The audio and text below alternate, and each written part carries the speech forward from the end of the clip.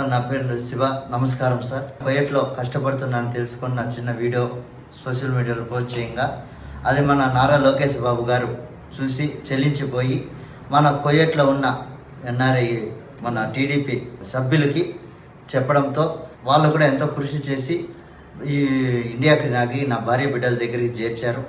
అదేవిధంగా మన మదనపల్లిలో ఉన్న మన ఎన్ఆర్ఐ గారు నా కుటుంబానికి ఆర్థికంగా సాయం చేసి నా కుటుంబానికి కూడా ఎంతో తోడుగా ఉండి నా కుటుంబానికి సాయం చేశారు.